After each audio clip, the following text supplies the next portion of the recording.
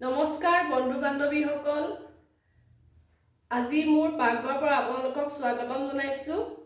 আজি যেহেতু দেওবাৰ মই ভাবিলো কি আপোনালোকলৈ এটা ভাল ৰেচিপি শ্বেয়াৰ কৰো। আজি দেওবাৰ খাস অলপ স্পেশাল বনাও বুলি ভাবিলো। এখেতক ৰাতিপুৱাই বজাৰলৈ পঠালো মই। পঠাই তেখেতে আনিলে খাহী মাংস আৰু সৰু সৰু পুঠি মাছ আনিছে।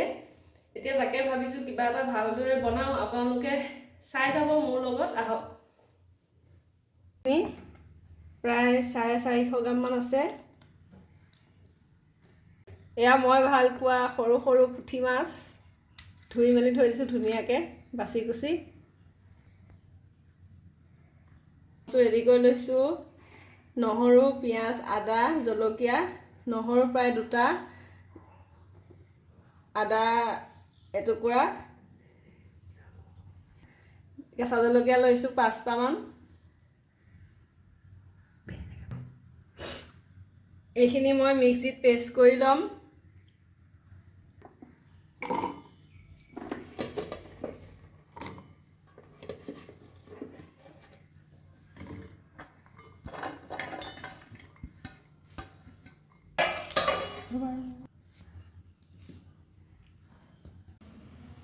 এয়া আদা নহৰু পেষ্টখিনিহঁত মিক্সিত মাৰি উলিয়াই ল'লোঁ।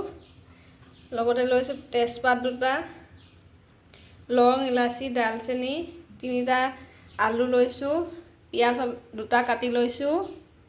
ইয়াৰ লগত এটা স্কোৱাচ কাটি লৈছোঁ। এতিয়া মাংসখিনিত মছলাখিনি দি পেলাই অলপমান মেৰিনেট কৰি থৈ দিম।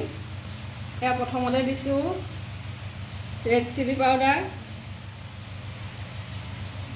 এয়া জিৰা পাউডাৰ, এয়া অলপ মিট মছলা। এতিয়া ভালদৰে অলপমান মঠি থৈ অলপমান হালধি দিছোঁ, নিমখ অলপ দি দিম।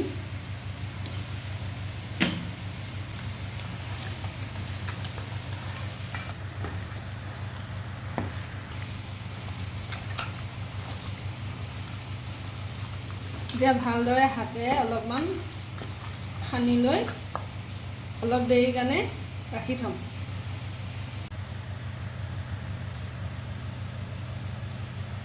ডাঙৰ চামুচেৰে এচামুচ আদা নহৰু পেষ্ট দি দিছোঁ, থাকি গৈছিলে। এয়া গেছ অন কৰি ল'লোঁ। গেছত এখন লোহা কেৰাহী পাতি লৈছোঁ। লোহা কেৰাহীত বনালে সোৱাদো হয় আৰু লগতে স্বাস্থ্যৰ কাৰণেও উপকাৰী। এয়া কেৰাহীখন গৰম হ'ল। এতিয়া মই তেল দি দিছোঁ। তেল বেছি নিদিলেও হ'ব, অলপমান দিলেও হ'ব। এয়া তেজপাত দি দিলোঁ তেলত, লগতে গোটা মছলাখিনি দি দিছোঁ। অলপমান লৰাই ল'লোঁ। এতিয়া পিঁয়াজ দি আছোঁ।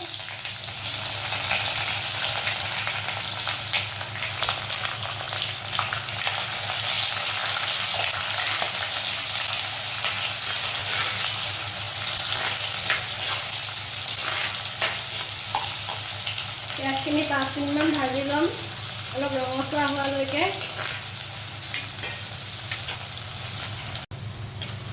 পিঁয়াজখিনি ভাজা হৈ গৈছে, অলপমান ৰঙচুৱা হৈ গ'ল। এতিয়া ইয়াত মাংস দিম। মাংসখিনি দিছোঁ।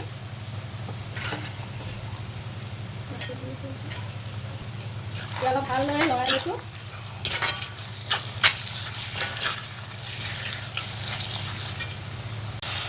মাংসখিনি 15 মিনিটমান ভাজিব লাগিব ভালদৰে, পিঁয়াজখিনি সিহঁতৰ লগত মিলাই। এতিয়া আমি অলপমান দেৰি ঢাকনি মাৰি দিম।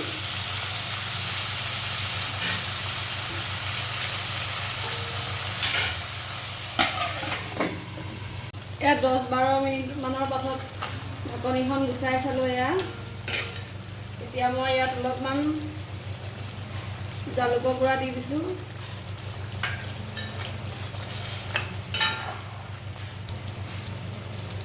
এতিয়া আদা নহৰু পেষ্টখিনি দি দিম মই।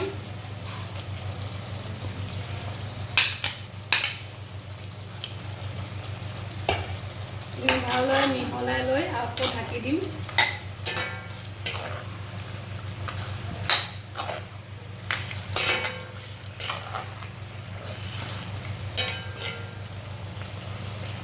মিডিয়াম ফ্লেমত 15 মিনিটমানৰ কাৰণে ৰাখি থ'ম।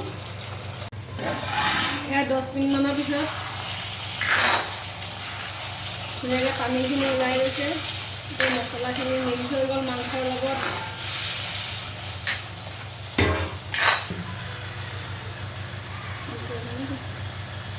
এতিয়া আলুখিনি দি দিম, লগতে স্কোৱাছখিনিও দি দিছোঁ। ভালদৰে লৰাই ল'ম, মিক্স কৰি দিছোঁ মানৰ কাৰণে।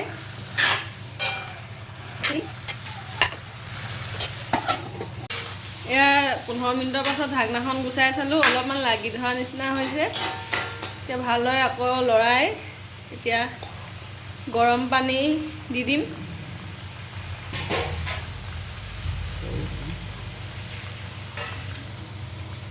অলপ পানী দি দিছোঁ। পানী অলপ অলপকৈ দি অলপ দেৰি এনেদৰে থাকিব দিম 5 মিনিটমান। তাৰপাছত আৰু অলপ পানী দিম। এয়া 15 মিনিটৰ পিছত ঢাকনাখন গুচাইছোঁ। কি ধুনীয়াকৈ কালাৰ উঠি গ'ল, দেখিছেনে? এয়া আলু সিজি গ'ল, আলু ধুনীয়াকৈ সিজি গ'ল। মই অলপমান স্কোৱাছ ভাঙি দিম, আলু দুচকলমান ভাঙি দিম।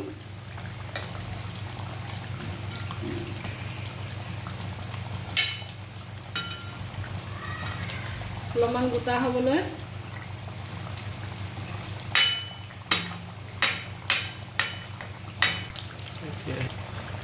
এতিয়া মই আৰু অলপ পানী দিম, যিহেতু মই জোল কৰিম। এয়া পানী দি দিছোঁ। নিমখ দি দিব লাগিব। আগত মই অলপমানহে দি থৈছিলোঁ। এয়া নিমখ অলপ দি দিছোঁ, মিলাই দিছোঁ। এতিয়া ভালদৰে 5 মিনিট সময় উতলিবলৈ দিম। তাৰপাছত আমাৰ মাংস ৰেডি হৈ যাব।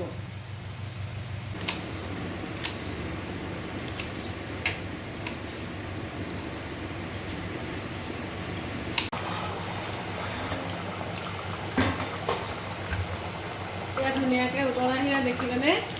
এতিয়া মই অফ কৰি দিম গেছটো। তাৰ আগতে মান ধনিয়া অলপ দি দিম। মান ধনিয়া দিলে গোন্ধটো ধুনীয়া আহিব।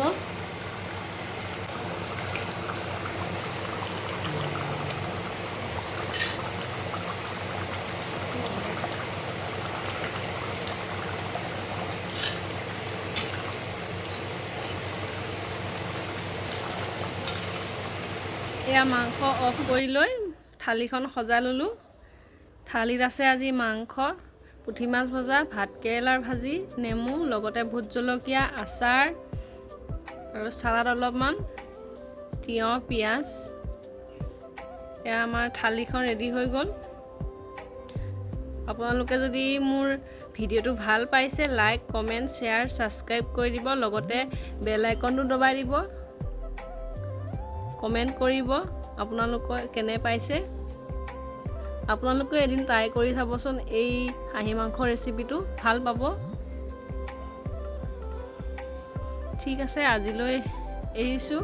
মোৰ ভিডিঅ'টো ইমান দেৰি চোৱাৰ বাবে আপোনালোকক ধন্যবাদ জনাইছোঁ। Bye bye.